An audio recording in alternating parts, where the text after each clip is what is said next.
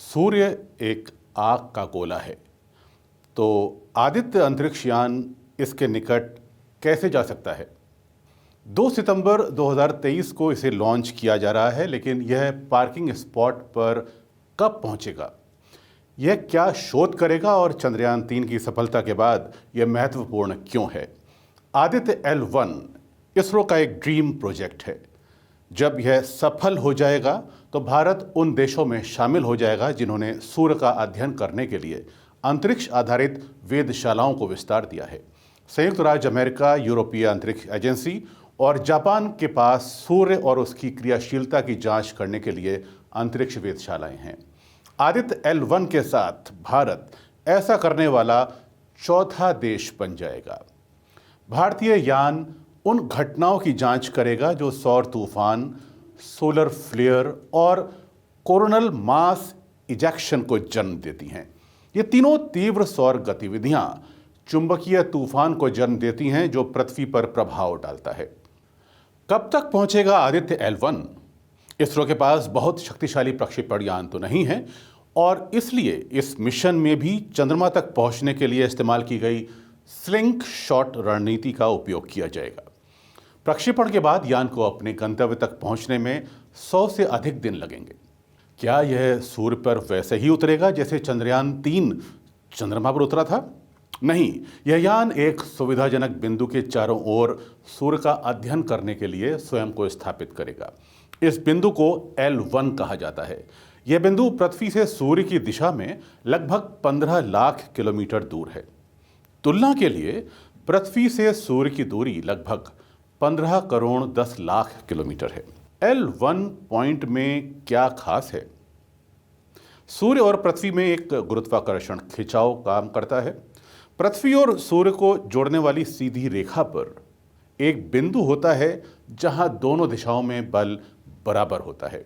इस बिंदु को लैग्रेंज पॉइंट 1 या L1 कहा जाता है। इसीलिए इस स्थान पर पहुंचने वाला अंतरिक्ष यान पृथ्वी के साथ साथ सूर्य का भी चक्कर लगाएगा। आदित्य L1 यान हर पल सूर्य और पृथ्वी के बीच रहेगा। लेकिन आदित्य L1 यान के लिए यह स्पॉट क्यों चुना गया? यदि कोई सौर तूफान आता है तो सबसे पहले इसका आभास आदित्य को होगा। इसीलिए हम पृथ्वी पर चुंबकीय तूफानों के संकट से बहुत पहले ही सचेत हो सकते हैं। सौर तूफान क्या है? जब सौर पवन की गति बहुत अधिक हो तो इसे सौर तूफान कहा जाता है। अंतरिक्ष तो शून्य है, तो फिर सौर पवन हमें कैसे प्रभावित कर सकता है? सौर पवन सूर्य के सबसे बाहरी वायुमंडल कोरोना से सभी दिशाओं में विकिरण करने वाले प्रोटॉन और इलेक्ट्रॉनों की एक सतत धारा है। मैग्नेटिक लाइंस के साथ मिश्रित होकर ये कण आमतौर पर 200 से 400 किलोमीटर प्रति सेकंड की गति से यात्रा करते हैं। सौर तूफान कब और क्यों आता है? सूर्य अपनी धुरी पर घूमता है और इस परिक्रमण के दौरान मैग्नेटिक लाइंस मुड़ जाती हैं। मुड़ी हुई मैग्नेटिक लाइंस कभी कभी टूट जाती हैं और अंतर्ग्रहीय अंतरिक्ष की ओर फैल जाती हैं।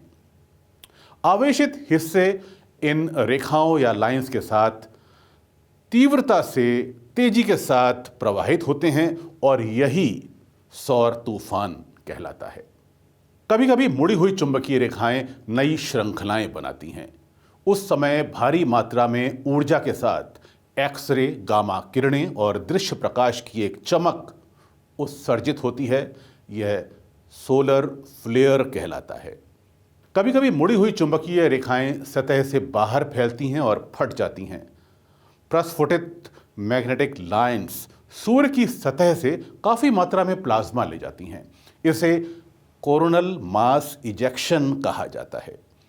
इन तीनों तीव्र और ऊर्जावान घटनाओं के फलस्वरूप उच्च गति वाले आवेशित कण और मैग्नेटिक लाइंस का जो मिश्रण है वो सूर्य से दूर जा सकता है और जब ये पृथ्वी के मैग्नेटोस्फीयर के ऊपरी हिस्से में पहुंचते हैं तो ये चुंबकीय तूफान को कैटलाइज कर सकते हैं।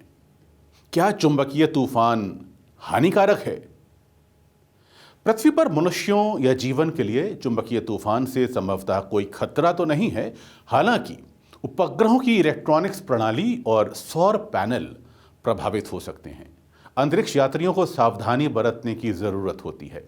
चुंबकीय तूफान शॉर्ट वेव सेवाओं को भी प्रभावित कर सकते हैं और जीपीएस में कोई अस्थायी बाधा भी आ सकती है। कभी कभी उच्च अक्षांश में विद्युत आपूर्ति बाधित हो सकती है और बिजली कटौती भी हो सकती है। इन्हीं कारणों से अंतरिक्ष के मौसम को समझना और उसकी भविष्यवाणी करना आवश्यक है। अंतरिक्ष मौसम क्या है?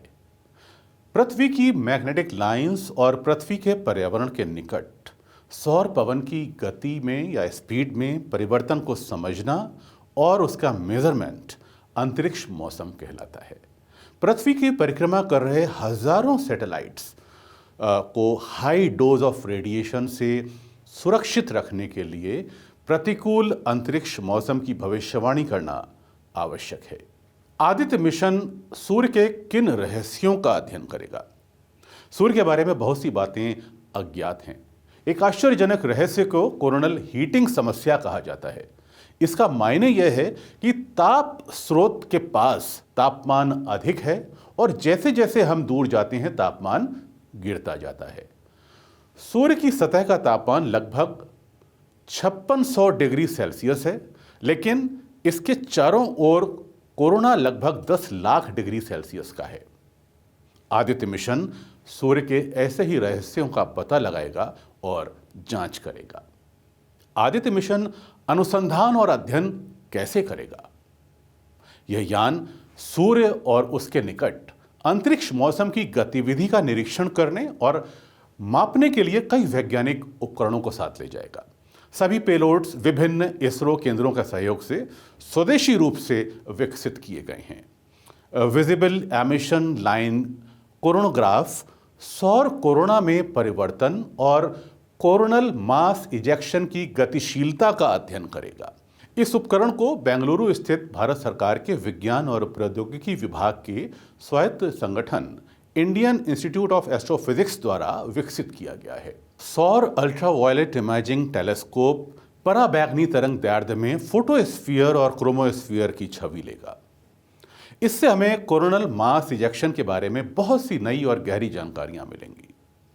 सोलर फ्लेयर द्वारा एमिटेड शक्तिशाली एक्सरे की जांच solar low energy X-ray spectrometer और high energy L1 orbiting X-ray spectrometer द्वारा की जाएगी। Aditya solar wind particle experiment और plasma analyser package for Aditya जैसे पेलोड्स पार्किंग स्पॉट के पास अंतरिक्ष के मौसम के कुछ पहलुओं की निगरानी करेंगे। मैग्नेटोमीटर चुंबकीय रेखाओं या मैग्नेटिक लाइंस में परिवर्तन का निरीक्षण करेगा।